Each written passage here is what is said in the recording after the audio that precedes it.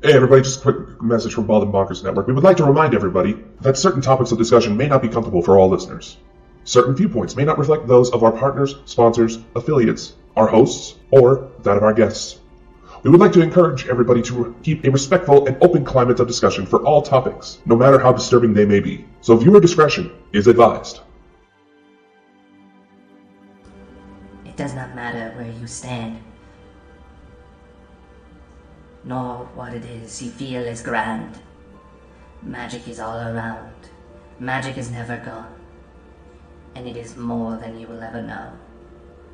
Entrust us, entrust her, for here you will find that the lost of magics have never disappeared.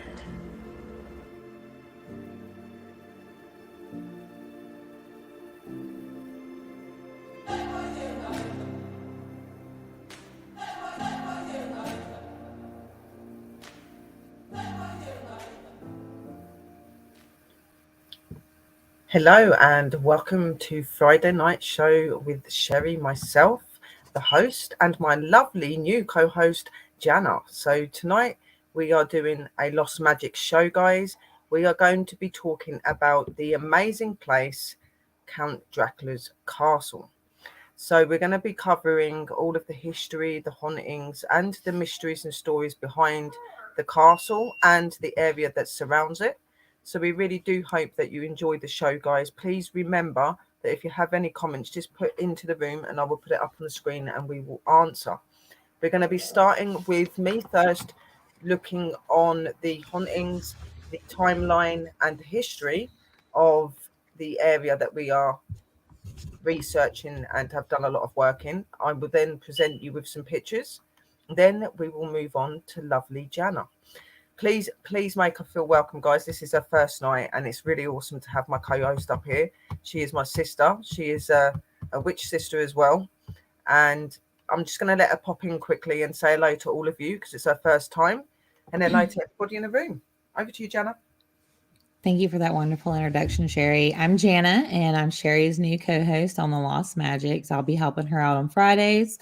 Hopefully, you guys can enjoy some of the content that I will help provide Sherry's show with. And I look forward to educating all of you and maybe learning some things myself. Thank you so much. Thank you, sweetie pie. Yeah, really, really good to have somebody on with me, which is really good. And obviously, it helps me to get more ideas. So, if there's anything that Jana wants to come up with for a show, we can put our heads together and make the show as awesome as possible. Obviously, as you know, we're both quite characters, so you may get some funny moments through it and laughs and giggles. You've seen us in the chats already, and how we can act. So, this should be exciting. So, getting on to my show part first. So, as I said, I'm going to be looking into the history and all those sort of things. So, first, we're going to start with. We're going to start with. We're going to start with talking about the Bran Castle, which is the name of Count Dracula's castle. And lovely Jana will cover the other side of it and how it became Count Dracula's castle and the stories behind that. So you'll kind of understand a bit more about it. So here we go. Hello, Michelle. Hello, Christina Bell. Hello to everybody that's on any of the other platforms as well. Big shout out to all of you. So let's do this. So Bran Castle. Bran Castle is one of the most stunning castles in Romania and possibly the world. It is heavily marked to tourists as being Dracula's castle. Interestingly, this couldn't be further from the truth. Nevertheless, it has been proclaimed that Bran Castle into a stardom and into remains what is likely the most visited tourist attraction in Transylvania. Looking up at the magnificent and haunted Bran Castle claimed to be Dracula's real castle.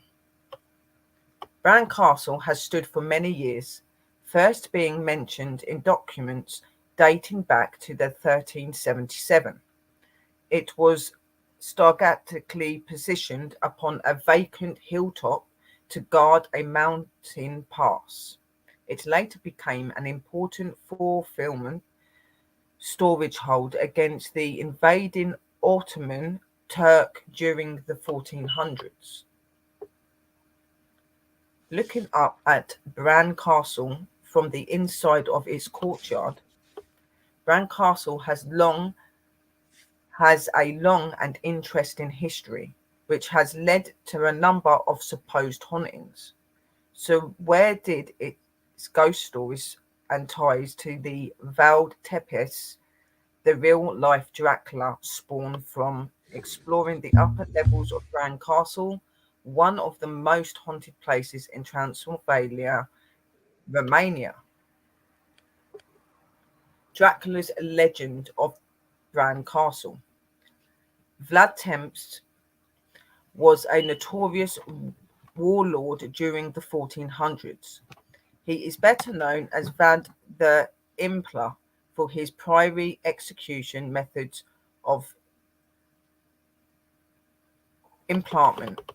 Vlad developed a fierce reputation for torturing and killing hundreds of thousands using the Grue Squad technique. Rumors swelled about his bloodlust, including cannibalism and drinking victims' blood. These legends are legendary from inspired and was inspired by Bram Stoker's favorite vampire character Dracula. Framed deception of Valid Tepes, better known as Valid the Impaler, and the real-life inspiration for Bram Stoker's Dracula. Tourists making the pilgrimage of Romania to the following footsteps of the real-life Dracula and explorers of Transylvania will often visit Bran's Castle. It is without a doubt one of the best preserved and stunning castles in Transylvania. It is also perched atop a great hill, just as Dracula's castle is decepted to Bram Stoker's novel. Royal crown and scepter displayed inside Bran's castle. Strangely enough, Bran Castle had extremely limited ties to Valid Tepes. It is known that Valid Tepes had passed through the valley, which surrounds Bran Castle, multiple times during his life. There is no definitive evidence that suggests that Valid ever stayed at Bran Castle during his travels. Also, certainly never owned or lived in the castle. It seems the attraction, which now operates as a museum, has successfully managed to market itself as Dracula's castle, exploring the upper floors of Bran Castle and admiring the castle views. Some believe that Bram Stoker used an image of Bran Castle to create his deception of Dracula's castle for his famous novel, never having actually travelled to Romania. Though this also seems unlikely given the stark difference to Bran Castle and the one described in the Stoker's novel. Exploring the exterior of Bran's Castle and its surrounding grounds and gardens. Haunted Bran Castle. Though the legends of Bran Castle being the real Dracula's castle are disappointing, Bran Castle does have a number of impressive ghost stories. Searching for ghosts inside of Bran's Castle. The most famous ghost to reside within Bran Castle is a royal ghost. During the 1920s, the castle became a royal residence shortly after Queen Mary moved in, claiming it as her home and retreat. She loved Bran Castle so much she even ordered its restoration. The stunningly decorated bedroom of Queen Mary. I will show you these pictures. I have got some pictures and stuff, guys. I will do that after. Since her death, many have claimed her ghost has remained within the castle she loved dearly. There have been many reports of her apparition being spotted within the castle and in the surrounding gardens. Checking out the site of Bran Castle, most haunted castle in Transylvania. Additionally, many more claims of paranormal activity occurring within the castle has been made. Unexplainable orbs of light, shadows, figures, possessions, electronic voice phenomena, and even poltergeist activity have been captured and experienced at Bran Castle. Some even claim that Valid Tep's spirit haunts the castle, though this seems unlikely given his limited association with the building. Exploring one of the most beautiful but spooky castles in Romania. Visiting Bran's Castle. Though Bran's Castle is not the real Dracula's castle, it is still an impressive sight to visit. I highly recommend to anyone travelling to Romania. The castle is beautiful and contains some amazing history. Today, it acts as a popular tourist attraction and museum. One of the most impressive castles in Romania. Tickets to the Bran Castle are reasonable, and the surrounding town of Bran is a charming place to spend the night. It is linked to other major cities by buses and trains.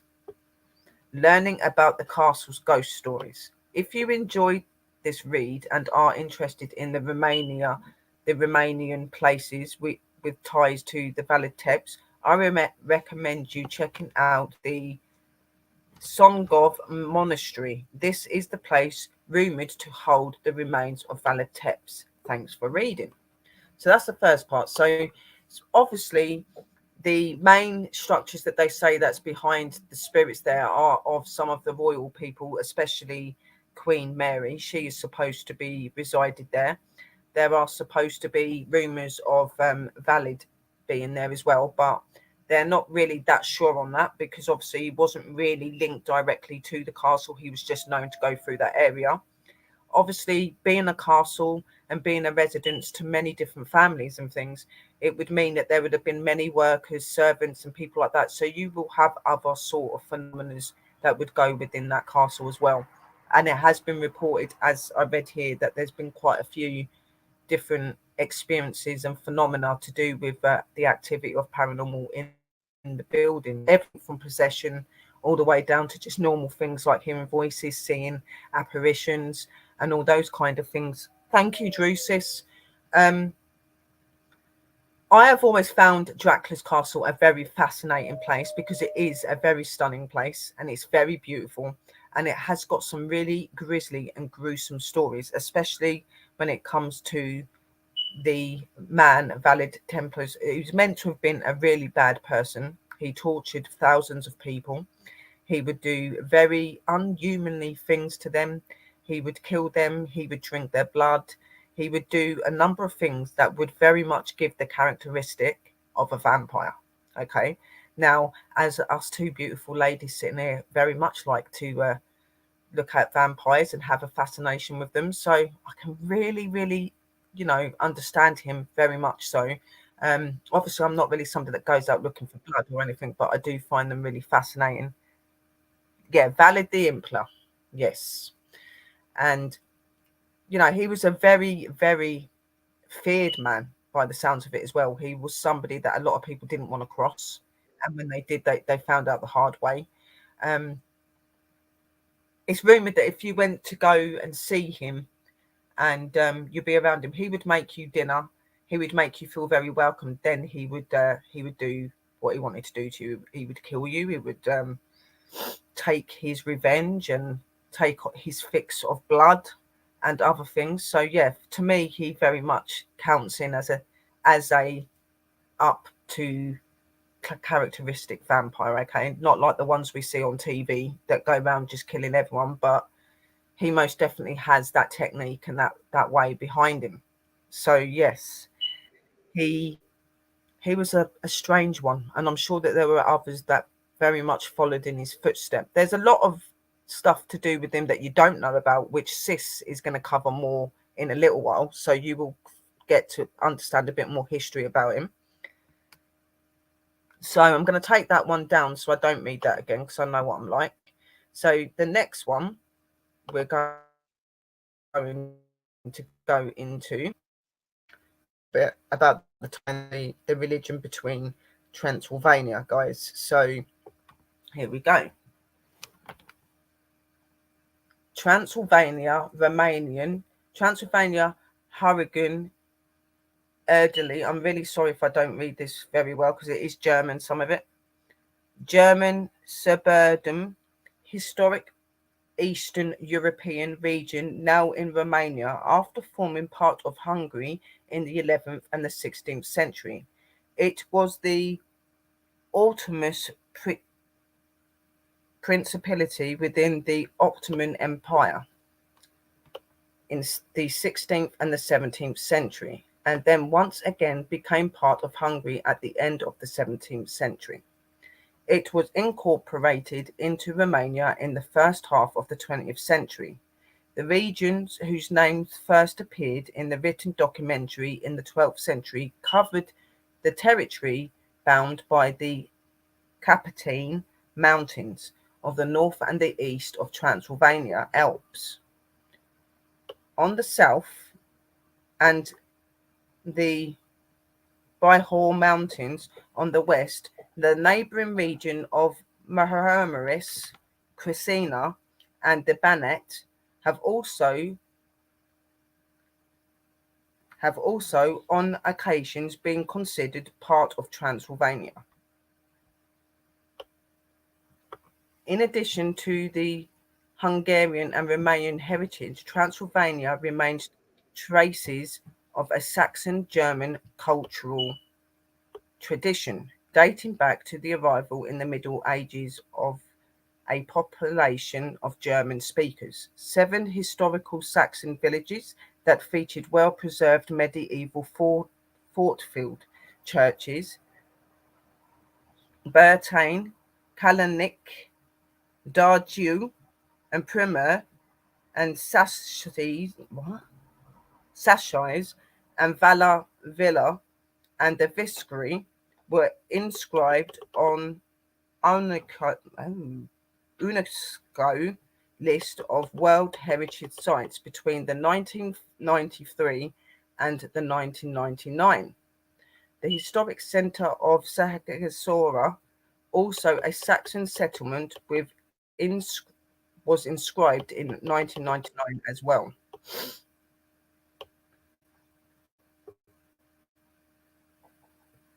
Having formed the nucleus of the Dacian Getic kingdom, flourished 1st century BC and 1st century CE, and the Roman province of Dacia after 106 CE. Transylvania was overrun by succession and barbarian tribes after the Roman legion withdrew about 720 270 CE. Thereafter, the Romanized Dacian inhabited either moved into the mountains and preserved the culture, or they migrated.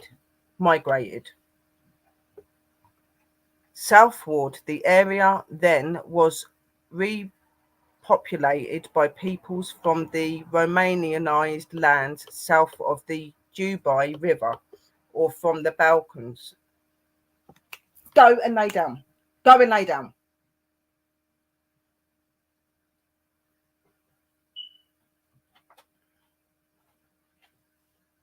The Magyars, Hungarians, and conquered the area at the end of the 9th century and firmly established their control over it in 1003, where their king Stephen I, according to legend, defeated the native prince Gyula. Administration was consolidated by the settlement, probably as a frontier guard of the Skeskolai,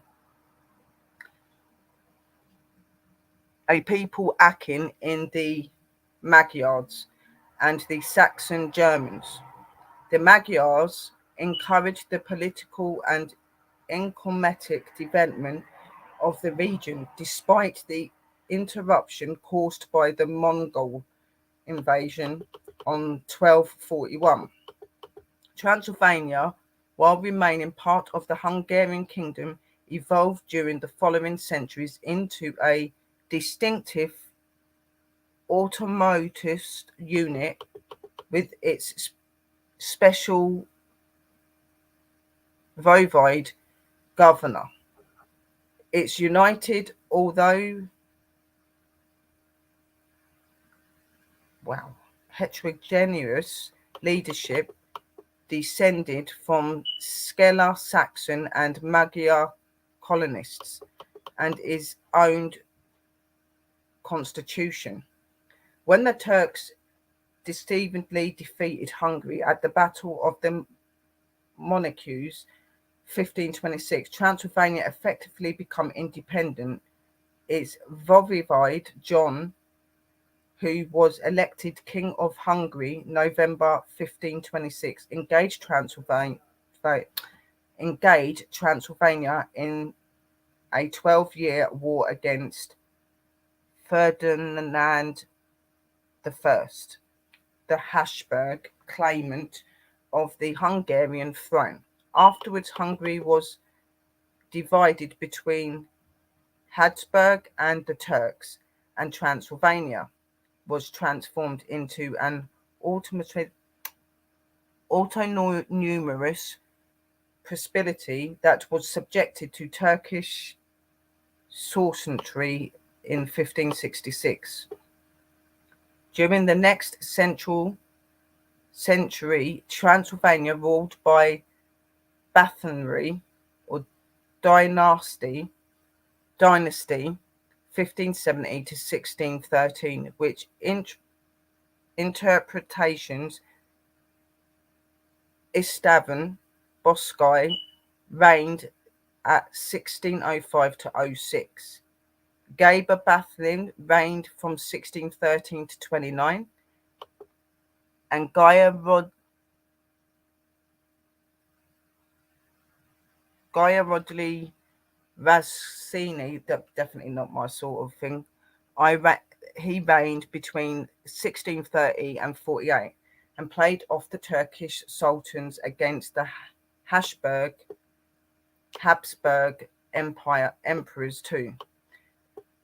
Retained its independent status. It emerged from a series of internal religious struggles, accompanied by Habsburg interventions. As a power of international importance, a defender of Hungarian liberties against Habsburg encroachment, and the bulwark of Protestantism is Eastern Europe. During the reign of 1648 and 1660 of Gavril Raktaris II, the Turks, trying to curb Transylvania's growing power, stripped it of its vital western territory and made the obedient Mihail Apathy its prince in 1662. Shortly afterwards, the Turks were defeated before Vienna in 1683. The Transylvanians, their land overrun by the troops of the Habsburg emperor, then recognized the suzerainty of the emperor Leopold I in 1697. Transylvania was officially attached to Brandenburg's controlled Hungary and the subject to the direct ruler of the emperor's governors in 1699. The Turks conceded their loss of Transylvania. Treachery of Karlowitz, the anti-Habsburg element within the principality, submitted to the emperor in 1711, Peace of Sastama. During the succeeding century, the pressure of Roman Catholics and the bureaucratic rule gradually undermined the distinctive character of Transylvania. A strong Magyar movement overshadowing the declining influence of the secular and the Saxon nobles, urged the abandonment of the principalities, separate administrations, and integration with Hungary. Consequently, during the Hungarian Revolution of 1848, the Magyars of Transylvania identified with the insurgent, the remain peasantry, which had been developing their own national consciousness and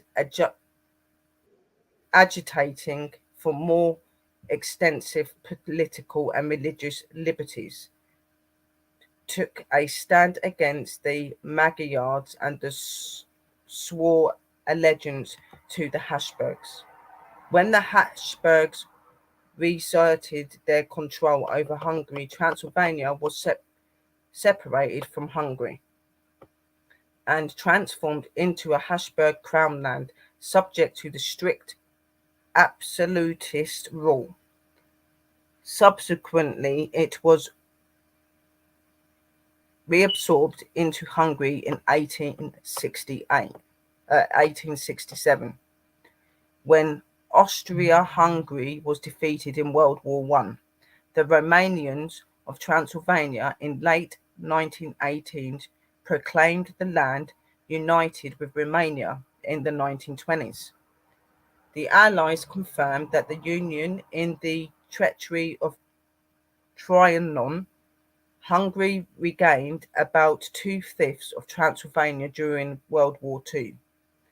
Vinaya award August 1940, but the entire region was ceded to Romania in 1947.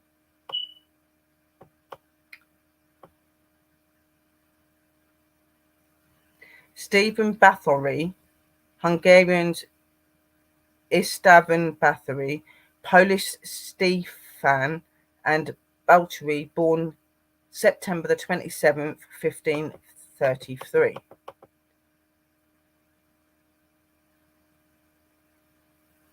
Transylvania, now in Romania, died in December the 12th, 1556, near Gradano, Grand Duchy of Lithuania, now Horeno, Belarus, Prince of Transylvania, 1571 to 76, and King of Poland, 1575 to 86, who was successfully opposed the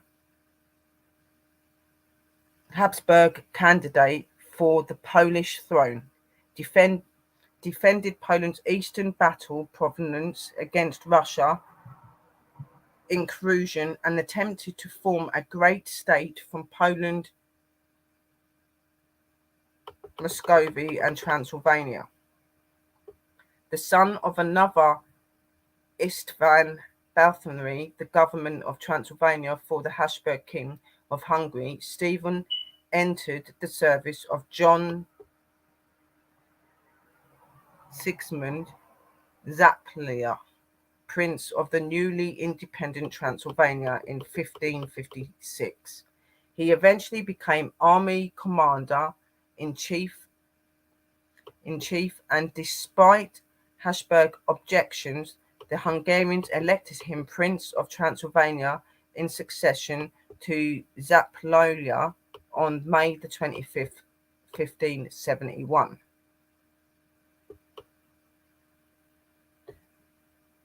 Rejecting the candidate of the Habsburg Emperor Maximilian II, the Polish nobilities elected Stephen King of Poland in 1575. Stephen, being the son-in-law of the late Sigismund I, having secured the Transylvania succession for his brother Christopher, Stephen hurried to Krakow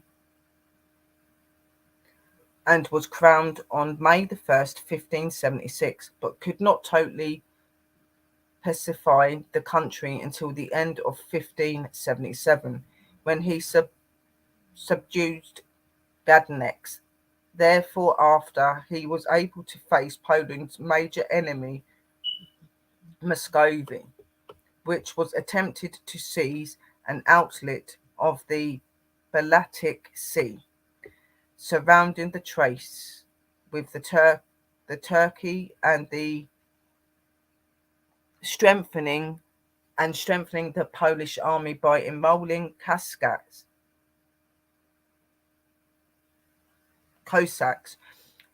on a regular basis. Stephen attacked Tassa, Ivan 1V, the Terrible,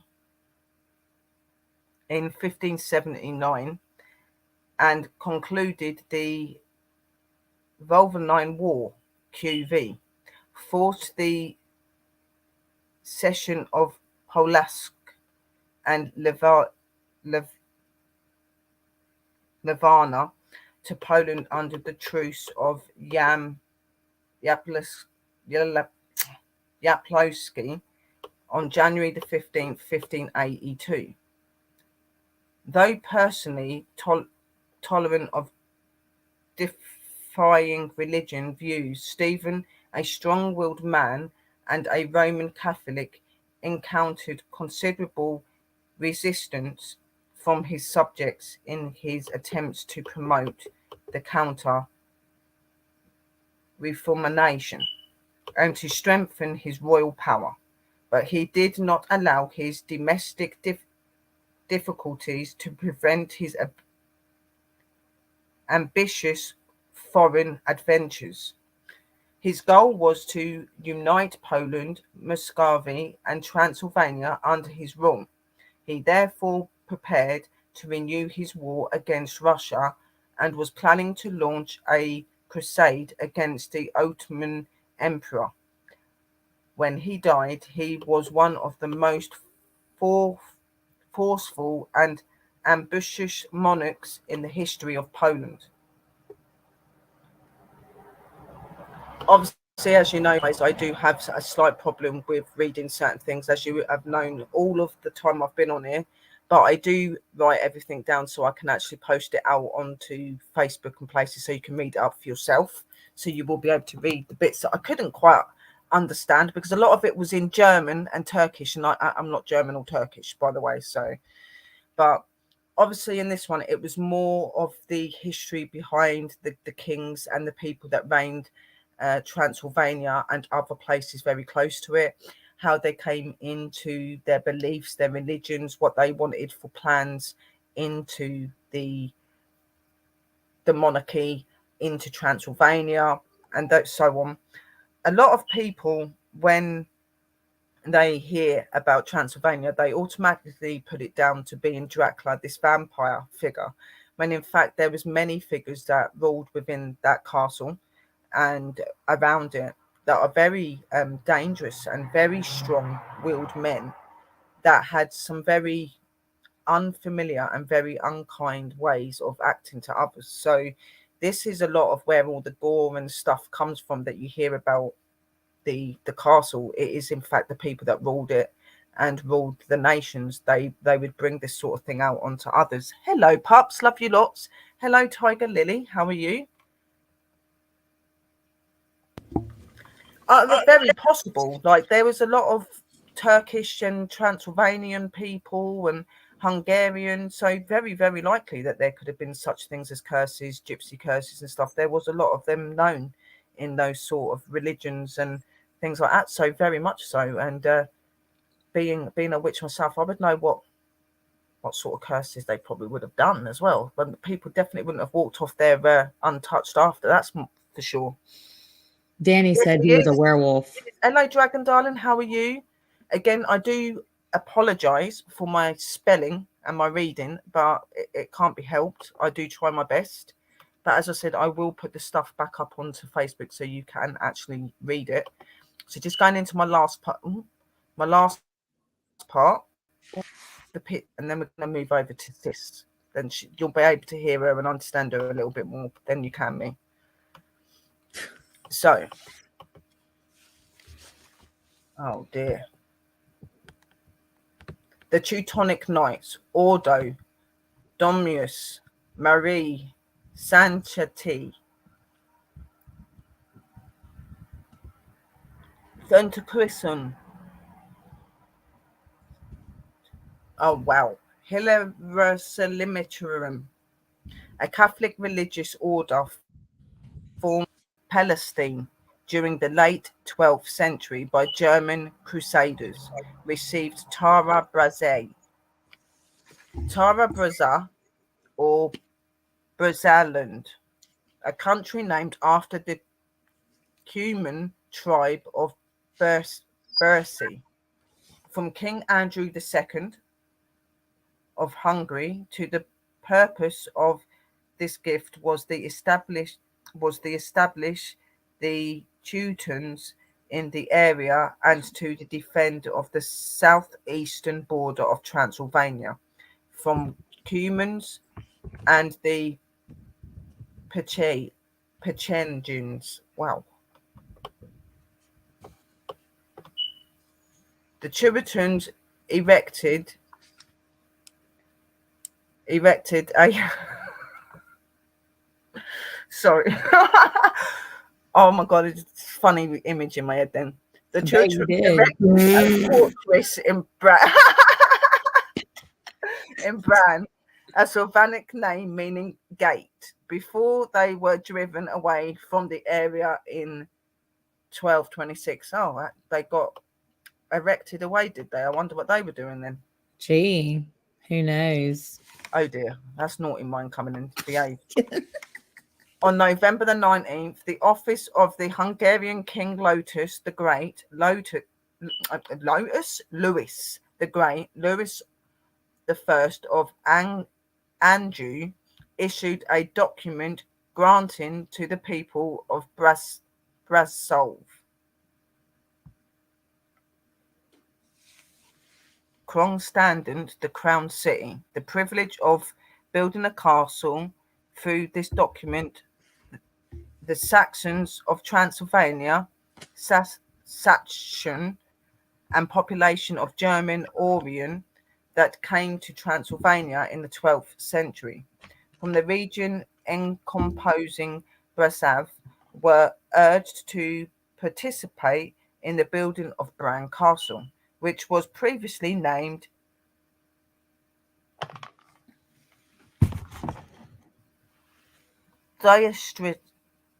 Dyrestreisen or something. Oh my god.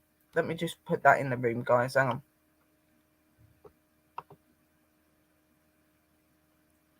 That is the only thing about when you can't read and write properly. It gets really annoying. Right. That is the name I'm trying to say. Or the Torsberg in German. Torsenven.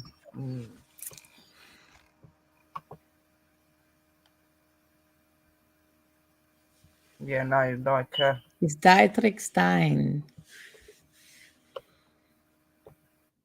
you can tell not much of a read with the word. Some of it's okay, depends on what it is, but this is all in very weird, not 100%. Hungarian and Churisiu in Tixvar. Romania.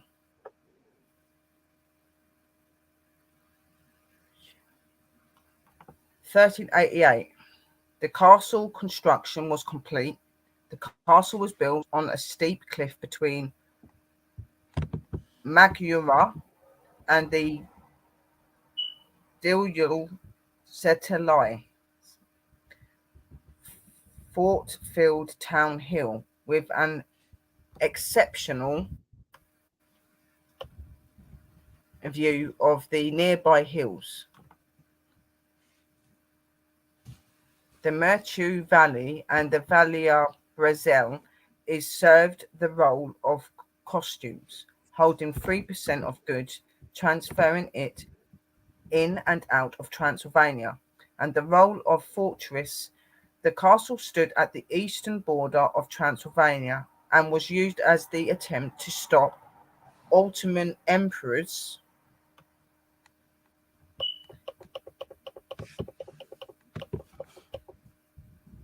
Expansion. The castle was inhabited by the professional soldiers, mercenaries, and the storyteller Lone de Taverna wrote about the English brigands and the ballista soldiers of the 15th century. The lord of the castle was elected by the king, usually from among the Saxon, and whose role was increasingly important in the history of Transylvania. By the end of the 15th century, the castle commander also held the title of Vice Voivode of Transylvania. The castle was given a fief property given in return for loyalty by Sigismund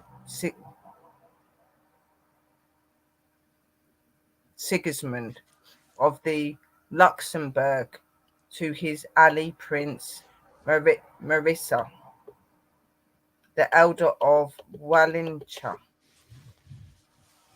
where he could escape to in case of an attack by the Turks. After the death of the Roman prince in 1419, due to the political instability of Wallachia, Sigmund took over the castle and entrusted it to the Prince of Transylvania. 1441, the Turks raided Transylvania, but John Hunyadi defeated them in Bran Lanchu, Prince of Transylvania, who needed the support of the Saxon at the border. Reinforced the promises granted to the inhabitants of the Brasolv by Myressa and the elder, and by Sigmund. Why do they have to have really weird names? 1459. Valid the Impler. Valid Tepes was allied with Bran and Brasav during his first reign in 1448, and fought. And though the start of his reign after the Prince of Transylvania requested that he handled the anti-Ottoman residents at the border during his second reign in 1456 and 1462. However, his army passed through Bran in the early 1459s to attack Brussels in order to settle a conflict between the Wallensia, Volvide, and the Saxons, who requested higher costume taxes and supported his opponent from the throne. Valid the Impler burned the city's suburb and murdered hundreds of Saxons from Transylvania, provoking the Saxon community to seek revenge by later mentioning in reports that the Valdvik were the tyrants and extremely ruthless. 1449. On January the 1st, the Saxon and the Bravos purchased the right to use the castle for 10 years for 1,000 florins from King Valvaris II. Jagalo, and then he says Gigolo, Jagalo of Hungary, the king treasury was previously emptied due to war expenses. The Przov inhabitants also took on the castle, profiting and making costumes as part of their lease. 1651. After extending the castle's lease with the Prince of Transylvania several times, even after the Ottoman conquest of the Hungarian kingdom in 1541, Brasov managed on April the 25th, 1651, to sell the castle to George II Racknaside. 1691. Although Transylvania became part of the Habsburg Empire since the 1687, the promises offered by the Prince of Transylvania included the 1651 sale of the castle, where reconfirmed by the Leopold diploma. In 1723, renovations were completed on the northern tower of the castle. As mentioned in an inscription, the castle was damaged over time, often by siege and otherwise by common negligence or even by force of nature. For example, in 1593 there was an explosion on the powder mill, and in 1617 a severe storm destroyed the roofs. The castle also underwent reconstruction during the reign of Gabriel Bethlehem in 1613 and 1629, when the gates tower, the round tower, and the dungeon were all revenerated. 1836. By 1836, Bran Castle lost its military and commercial importance after the border between Transylvania and the Wallachia was moved to the mountains at Padua. Although Bran seemed to be a border and costume point of Austro-Hungary, the castle continued to be a administrative seat.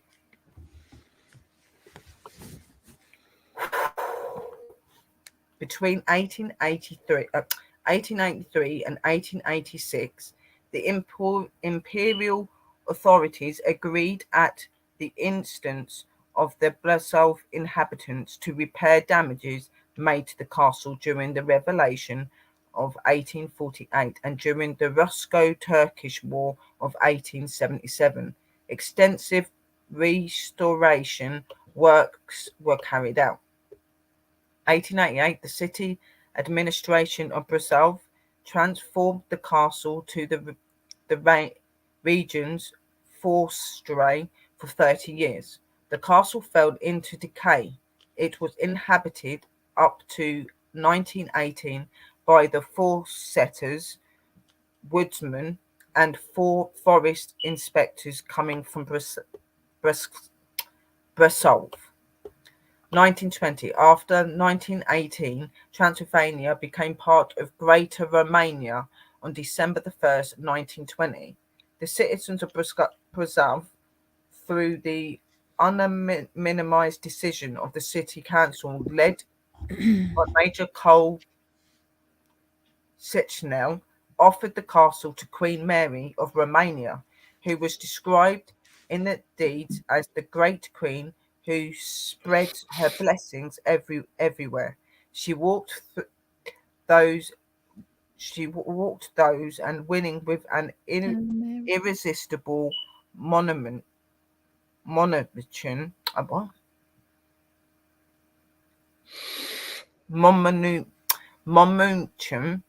the hearts of entire countries and populations. So in other words, she won the hearts of many. The castle became a favourite residence of Queen Mary, who restored and arranged it to be used as a residence of the royal family.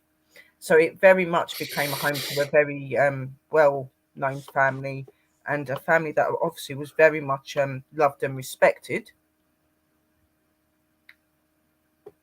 From 1920 until 1932, the castle was converted into a royal summer residence, coordinated by the Czech architect Kieran Lehman, who designed the castle palace and the palazzo. The 57-meter deep well of the castle gave insufficient water. Therefore, water was piped to the castle from natural springs situated across the valley. In 1932, the castle added a historical hydroelectric power plant on the stream. Turtu, the light of castle, but was also connected to the town of Bran Simons and the monarchy. The grateful inhabitants thanked Queen Mary, to which she referred in her writings, poor villages, pure Romans that in a near future would not have had this advantage. The area around the castle was turned into the English Park with 2 ponds and a tea house. An elevator was installed into the well shaft to provide easy access between the castle and the park for the Queen suffering from arthritis. Other buildings were erect. Other buildings were erected, and guest houses and wooden churches, staff housing, and stables and garages. The Queen Mary died on July the 18th. Bran Castle was bequeathed to the Princess Elevana, now married to Archduke Anton of Austria. Since 1931, the Queen's favourite, according to the statement from Balakchai on June the 29th, 1933. The Archduchess continued to the planning for the castle's future. I'm nearly done, guys. Nearly done. Then we've got a couple of beautiful pictures there. After the Vienna Award, when Romania lost the South Danube tourist, Queen Mary's heart that had been in the Stella Maris Chapel of the Palace Place on the Black Sea was brought in its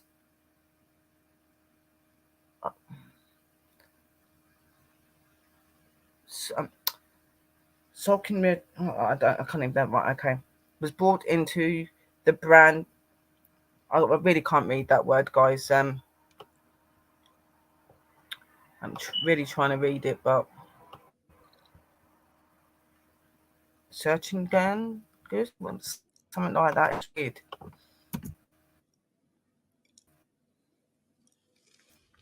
So the circumgangus continued. The heart was planned into a crypt chapel curved into the rock across the valley from the castle upon Queen's death.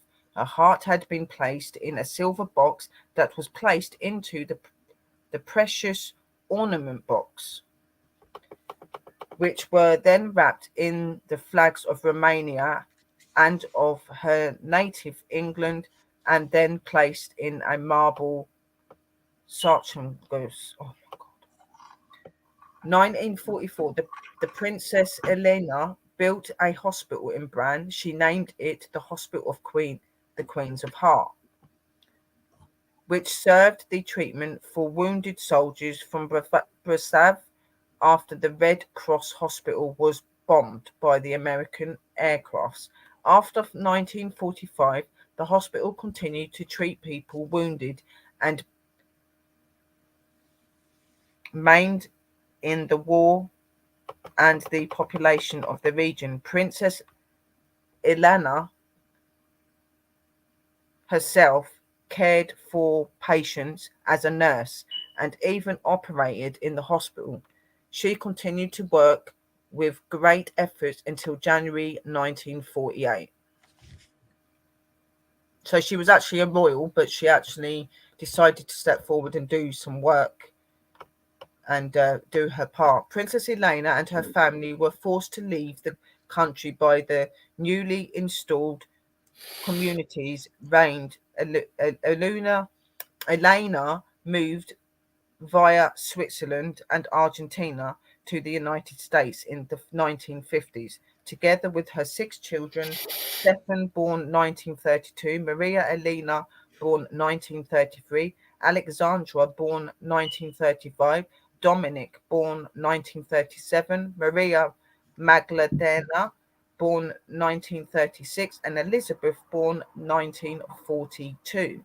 At the same time, Archduke Anton returned to the occupied Austria to save what he could of his war ravaged estate. In the United States, Princess Elena provided for herself, her children, and their education, though proceeds from lecturing on her life, Romania, and communalism. In 1956, Bran Castle was transformed by the community's authorities into a museum. The museum has three departments: the castle, which contained pieces of royal heritage, the medieval costumes, and the ethnography that included traditional houses in the park near the castle. In September 1990, Princess Elena, who since 1961 lived in the convent and was obtained as Mother Alexandra, visited Bran Castle and witnessed the damaging building and loss of some of the interwar construction. She died shortly after on January the 21st, 1991, and was buried in the Orthodox monastery of Transfiguration, Elwood City, Pennsylvania, which she founded and of which she was a abbess. In her grave was placed a small box containing earth from the foot of Bran Castle, collected when she was exiled. 1993, the castle reconstruction works, which had started in 1987, were finished. The castle was reopened as a museum and was reintroduced into the tourist circuit. On May the 18th, after several years of legal proceedings, the castle was legally returned to the heirs of Princess Elena of Romania and Archduke Anton of Australia. However, the Roman government thought the Ministry of Culture previously administrated the castle for another 3 years. Then obviously up to date stuff, obviously people look after the castle and allow these tours. So on June the 1st, 2009, the castle fully re-entered the possession of its legal heirs, Archbishop Dominic and Architects Maria Magnola and the Archduchess Elizabeth. So these are residents that are still here today. So what I'm going to do now is just quickly bring you up the pictures so you can see them all, and then we're going over to Sister Jana. So let me just bring up big. Right, no, we don't need big screen. Hang on. That's it. That's better. Right, so these are the pictures. So this is the guards that would look after the castle. All of these things that I'm showing you are what I was talking to you about. So you've got the guards that would look after the royals and stuff and make sure that the grounds and everything was safe. You've got some of the inside of the building that it looks like today. So you've got a very beautiful room, which I believe is actually Mary's room, if I remember rightly, but it's slightly different now. You've got the room where they would sit and they would dine, and you've got some very beautiful architects and stuff like that. You can very much tell that this was once took over by royals and lived by royals. This is one of the guys. This was Topaz, the Imperial. This is some of the royal jewelry and jewels that were very much used by the royals that lived within the home, and these are still on counter and can be seen today in the castle. And then obviously coming through to some of the people that actually reigned in the castle. So these are different kings and princes that reigned the castle. A very beautiful haunting picture of Dracula's castle. a picture of Dracula himself. Obviously, as we know, this character is just somebody that was made into a novel. It really just reflects the people that lived within the castle, but they decided to make a story about it being Count Dracula due to some of them having a thirst for blood. There's him on the castle and on a horse, like coming away from it. So obviously these are things that would have been in the films, and I'm sure a lot of us remember the films. Then you've got some very up-to-date and very beautiful pictures of the castle, and it has been preserved very beautifully, and it's been very much looked after, and it's very much loved by the sounds of the people that were in it.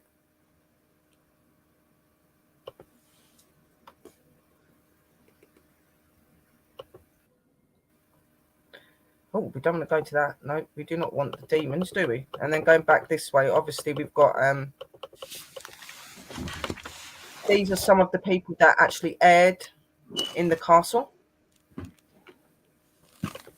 These were different kings and their lords, the ones that would look over them. As you can see, a lot of them look like they've got a religious way about them. Very strong, very powerful men. This would have been the soldiers that would have fighted from different colonies, and there was a lot of wars and stuff that went on around that area. Beautiful Queen Mary, guys. This is Queen Mary. She was absolutely stunning. She was one of the last royals to take over the residence, and then obviously her daughter and that continued to take that on. And some more up-to-date pictures of the place. This is another one of the royals, one of the daughters of Queen Mary. This would have been the box that Queen Mary's heart would have been put in, and also any of her other family would have used it at some point. Obviously, the heart would have been moved into something more greater and more fine and put within the chambers, and this would have been used for the next monarch when they pass. This is the beautiful daughter Elena. This is the one that was a royal, and she become queen like from her mother Mary, but she was the one that would do the hospital stuff. She became a nurse. She wanted to look after her, and her family were very much loved for being very kind, generous, and very good people. They weren't like the rest of the residents. This is an up-to-date and more up-to-date varies of the family as well as it goes in the generation, because the building itself has been handed back down to Queen Mary's family, and that which it continues. And obviously, again, a relative of the royal family, but also very religious, obviously played roles and took roles, and very much believed in their religion and in doing the right. So these were some of the pictures of the castle. I hope that you really enjoyed that. And again, this stunning place is a very well-known place to many people, but for lots of different reasons. But hopefully by listening to these stories tonight, that you'll have a bit more of an understanding of it. So I'm going to stop sharing that because that's me done. And I'm now going to put over to my lovely sister Jana, who's going to give you some really cool information and insight on other parts to do with Count Dracula's castle. Thank you for that, Sherry. You did a great job, like always. Thank you. Well, welcome to Music Hood. Let me put you up a little bit bigger so they can see you. I'm taking my vampire teeth out because that junk makes it hard to talk. No wonder he talks like these. But as we were talking about Bran Castle tonight, and while Dracula never stayed there on that castle, or the man that all the pop culture is based off of, is Vlad Tepes, Vlad III Dracul. His father before him was Vlad II Dracula, because he was inducted as Templar. I seen somebody mention about the Templar there. He was born actually between 1428 and 1431. They're not exactly sure on his exact birthday. But when he was born, there was a big war going on between the Ottoman Empire to the south of them, this big religious war. They were very like into Catholicism and Christianity. And the Ottomans, to their south were more of like the Muslim type religions. And they just had this big war kind of going on, and they lived in Wallachia, which was this little smaller area between Hungary and the Ottoman Empire. So they're kind of like they worked the land, the Wallachians, and they had someone called the Voivode, who was like their prince, which would have been, a royal person or a noble person like Vlad. And the Dracula, or the House of the Dragon, is what it does, mean when he was inducted into the Templar, his father. He is actually known as a national hero. He's regarded as a national hero in Romania. He stood up for his family. Bram Stoker did loosely base his novel Dracula over him because the things he did were just so outrageous that they kind of became known throughout the land. His reputation preceded him. What really happened was one of the Ottoman emperors over there had, called upon his father to do certain tasks for him. And he, instead of doing the task, like, he caused a bunch of problems and some people died. And he was like, well, now you got to come here to me and I want you to tell me what happened, that these soldiers got killed or whatever. But when he came there, he was immediately seized. This was when Vlad, or Dracula, Vlad the Impaler, was about 11. They said he was 11 to 15. Like I say, they're not exactly sure on his birthday. And as soon as he got there, he was seized. And not only was Dracula seized and his sons, but two sons, the youngest one, the younger brother was there as well. He was about 7 years old. And they took them as hostages for, to make sure the dad did what he's supposed to when they let him go back. So they lived there in the Ottoman Empire for about 5 years. So Dracula would have been 15 to 20 once they were released. His father had been killed and had been dead. The whole family had been assassinated for about a year when he was released from there. And of course, when he was there, they trained him as a knight. They fed him and took care of him, but, they were kind of like prisoners, and they may have even done, small torture, not anything real maiming. And Dracula really exceeded in horsemanship. He gained the name Vlad the Impaler because what he liked to do to his enemies was, so basically, I'm sorry, let me start over. You guys have to excuse me. It's my first co-hosting position. When he came home, they had, his lands were in ruins and his family was murdered. And he was like, man, this is not okay. Like, I'm really upset. He wanted his place. He's like, I'm supposed to be on the throne here. They were like, no, you're not getting it. You're not going to be put on the throne. And he's like, well, yeah, I am. And he kept on. He got put on the throne. He was like a bad boy status, as I also saw in the comments. Like, he was going to get what he needed to get. He was a go-getter. He was going to get his place no matter what. And if you were his enemy, he wasn't going to take any crap off of you. He basically would take it was sharpened, yes, as a stake, which is also, as you know, in the lore, stake in the vampire through the heart. But it was not sharp. It was like just kind of pointy. And what he would do is he would go through their bum and make it go through their mouth. And he did not want it to be real sharp because he didn't want the tissues to damage. He wanted to make sure that his enemies could feel the entire stake go through their body. And then he would leave them up there, like piped up. His death toll just started to add up, from the time he's like 25 years old. He's just piling up bodies. I heard that he boiled people.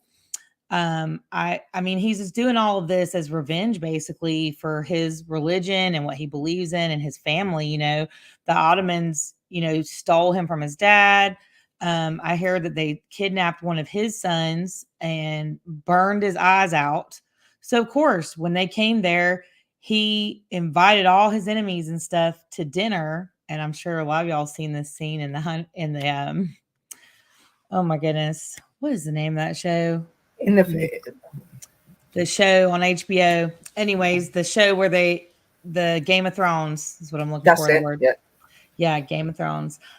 He invited all of his enemies basically to like this get together at his house, and he took all of the house, members, the highest house members, and he had them put on stakes outside, impaled.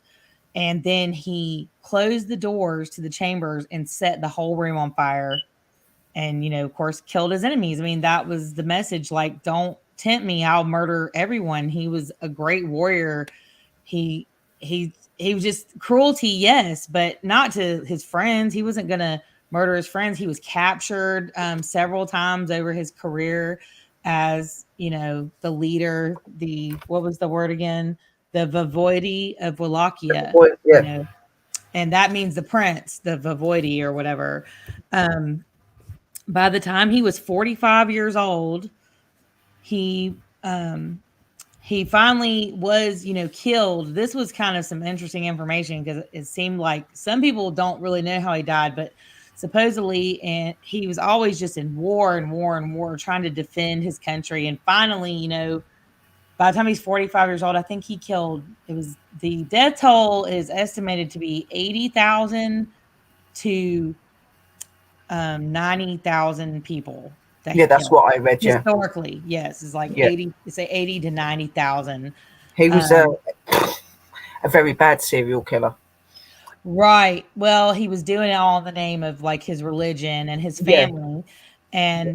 And the thing is like Elizabeth Bathory and all that stuff. There is a link between Count Dracula and Elizabeth Bathory. She lived in 1560 to 1614. And that can be traced back to the early 1970s. And that's when there was like this really upsurge of interest in the Blood Countess. And she was notorious, just like Vlad the Impaler, for murdering young women. And then she would like bathe in their blood in order to retain her youthful appearance. And that's really, where a lot of that, relation between the blood. I think they said she was into like some very like dark witchcraft, deep kind of stuff, as far as I know, when I've researched her, of Elizabeth Bathory, they buried her inside of I think it's a bunch of bricks around a house, to keep her spirit. What they said was that they buried her alive. I did look at a picture for Vlad the Impaler and what he would supposedly look like if he did, live during this time or whatever. I don't know if I'm sharing my screen, but I was about to go to present. Here he is right here. Yeah. This is supposedly what he would look like today. I don't know if anyone's ever seen we can't see it, sis. Okay. Well, he basically has a huge mustache that's it's sort of comical, but I won't try to share right now since it's not working. If you go on to present and then hit the screen share and then go up to Chrome tab, that will bring up your picture, and that'll hit down here and I can bring it up for you. Okay.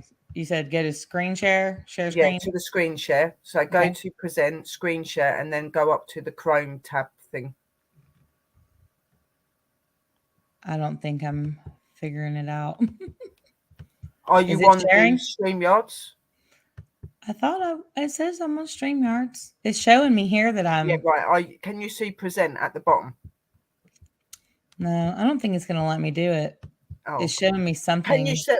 Oh, hang on. Oh, here it goes. Here it is. It's here. Look, let me bring it up, guys. This is what he's supposed to look like.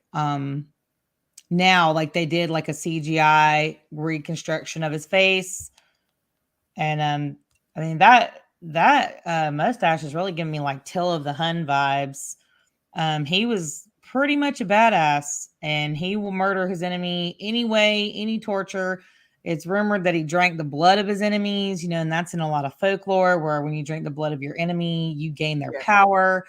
And so, of course, Bram Stoker, with this guy being so, well known, with his reputation preceding him, so to speak, this guy, Bram Stoker was like, wow, this guy was really cool. I can add a little bit of romance to him, because the whole story of Dracula is that he's doing all this because they've taken his true love, when you add that romantic element to any story, which is what we're now seeing with pop culture of vampires, it just really is the romanticization of death, really. And everybody has a romanticization of death because no one, no matter what we believe or truly know in our hearts or anything, no one's been there. Because if everyone who's been there hasn't come back. So therefore, that romanticization, you got this guy who really is doing that. Of course, this is his photo of Vlad Tepes. This is his photo or painting that you may have seen of Dracula. But in all honesty and actuality, he was defending his faith. He was defending his family. And if you ever knew somebody that, considers themselves, revenge is a dish that's best served cold, or, if you ever knew somebody that had a vendetta, it was definitely Vlad Tepes. He wants to make sure everybody knows, hey, you fucked up and now I'm taking you out. And anyways, there was a letter from a general when he was in battle. I mean, I swear all this dude did was sling swords and bloodbath, everything. Just the gravity of what was going on in the 1400s, towards the end of the 1400s, is just insane. This guy, Vlad Tepes, he did finally die, maybe, because what if he was a vampire? And say he was beheaded like a Highlander by one of the Ottoman emperors that was, in war with him. But in the end of everything, he did establish his name and establish his family, and he brought his lands back, though you may not ever want to go there because it smells like pure death. And that's very truly what you're saying there. He was a devil to those that crossed him, but he was the hero to his people. Yeah, most definitely. Right. And that, it's pretty much some of the truth behind who he really, really was. I wish we had more time to be able to go into more deeper subjects, like his brother betrayed him. He's known as one of the biggest traitors in history, even more than like Judas Iscariot. He was like, no, bro, I'm going to hang out. His name was Radu, and he was known throughout the land for his beauty. He actually has, they call him Radu the Beautiful. That's, everybody gets a nickname in the 1400s. And there was rumored that he was having an affair with one of the Ottoman sons of the emperor. And so it was like this huge, I would hate it if it was the 1400s and any of my family members got mad. Like, I mean, Vlad is the epitome of fuck around and find out, Yeah. And in them days, they wouldn't have liked things like that. You would, they didn't really like it that men went with men. And he did murder some people who lived at Bran Castle. Also, just that's how he's related to Bran Castle. Is literally he murdered some people who live there. We would love to go on till 11, but Sis here has to go and pick up her little boy from his childcare. So as we would stay on, but maybe next time, maybe we could when we do shows, maybe go like slightly earlier so we can have a little bit longer or something. But that it's really good, and I didn't expect my story to go that long. But and we'd love to hear from everybody. If somebody really truly kills, think 80,000 people, like that's like half a continent. Yeah. If you really killed that many, could you become immortal? Your knowing of life and death and blood and guts and murder and grief and becoming basically a psychopath, because you would, after you killed that many lives, how would you really feel? Could you become the devil? You did come from the house of the dragon, which is also associated with Satan and vampires. Could he have sold his soul like to Mephistopheles, as the legends do say? Much done. And I'm sure could he still live today? Could he? I very much believe, because of the soul that he was and what he done, and that he would still be around, and just by what he did and how he was and things like that. There's got to be some sort of truth behind the Dracula films and stuff, isn't there, for them to come out with somebody that's eternally living. There isn't really that much history on like when he was killed either. You don't really see very much on the history of when he was killed. So, as you were saying, Sis, was he killed? or is he I still mean, around it was a somewhere? letter. I mean, there's no Yeah. coroner, there's no time of death, there's no, Yeah. autopsy back then in the 1400s. It's just kill or be killed. Everything's raw and broken out, and it's just nothing. And It's just really strange to think symbolize. about it. I can symbolize because of my religion and what I'm into. I get called that I worship the devil when I don't. But there you go. That's just what people think of witches as well. Like Hail if you're Satan. slightly different and unique, that there's something wrong with you. Even though there isn't. You're very welcome, Connie. Like, obviously, again, like I said, I do apologise about my reading side. Most of it you could understand, but there was a few bits that I got a bit confused on. But like Sister Drew said in the room, some of the words are not even in the dictionary, so they're not really words that are understood from our cultures. You know what I mean? So it was really hard to say it, but. Right. That's a whole nother episode, that words are spells, spelling words. I hear that as an English language, we're actually speaking backwards to the way that they used to speak. Yeah, and that definitely. This is the wrong way of speaking.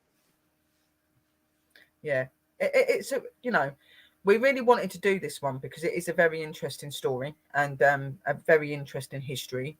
And all of you guys are saying that you really enjoyed the show, which is really, really good. We really wanted you to enjoy it and stuff. And obviously, being Sister's first time on here as well, she done absolutely awesome and stuff. I wish that she would have had more longer. I didn't realize that my story was going to go as long as it did, but it was good. And maybe on the next show we'll let Sis start first, because obviously she's not got as much time as what I've got. So if she goes first and I go after that, at least if it goes over the time, it doesn't matter for me. But obviously you can't go over your time because of your son and that. So Sherry, perhaps do an episode on the Sturdigo. That sounds interesting. It does. Maybe we could, Sis. Sturgoy. I don't think I've ever heard of that. And I know a lot of paranormal stuff. Yeah, well, that's the whole point of doing these shows. We can research, find about it, and bring out some really useful stuff. So, yeah, we will look into that. And if you've got any other ideas for any shows or anything that you would really like us to talk about, it could be paranormal, UFO, anything, guys. Yeah, anything you want, history, anything. If you want anything, Christina Day wants a part 2. Just comment under our stream or message me directly on Sherry Brett on Facebook, or talk onto the Bold and Bonkers network on Facebook, and we'll look into your suggestions, guys, because it is really good to get other people's opinions and to know things and stream out streams and shows on things that you guys are interested in as well, guys. It is about reaching out to the audience, obviously. Sherry, would you do a part 2 with Jana? Of course, Jana is my new co-host, and she will be a regular face on here, guys. So, of course, if you're wanting a part 2 of that, like, what part would you want to do the part 2 on? Would you want to have more history on what Jana was saying, having more of an understanding of Dracula himself and other things like that?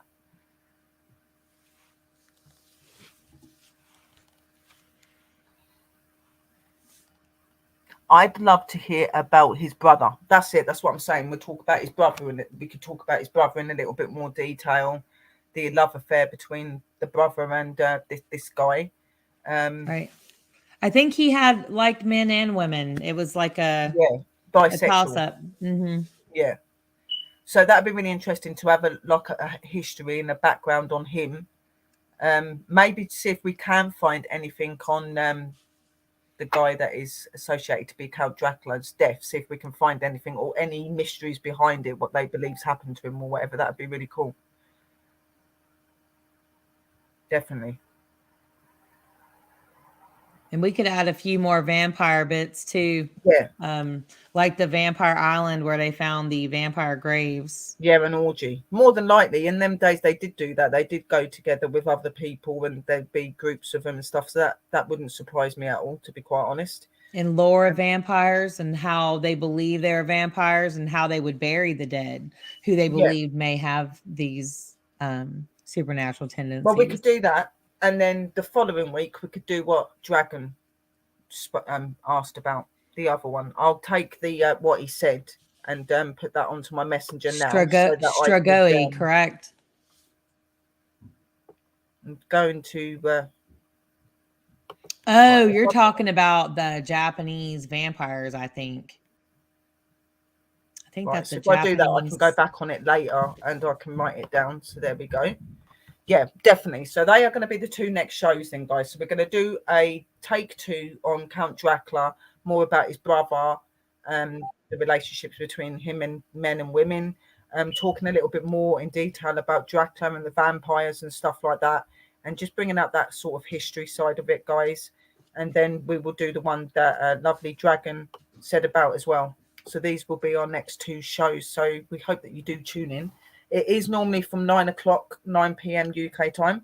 But if we are going to be going any earlier, so that Sis can get on or anything like that, then I will put a status up on Facebook to inform you. And I will be posting up the stuff that I read out to you today, guys. So it is getting quite late. And I know that Sis has got to go very, very soon.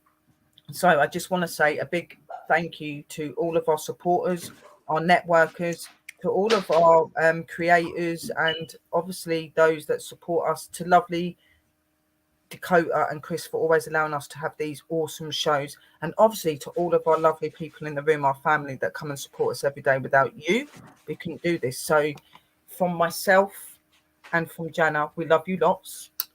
We wish you a very good night, and we will see you all very soon. And remember that when you go to sleep, those spirits creep and they're always around you. And keep Stay spooky. See you all soon.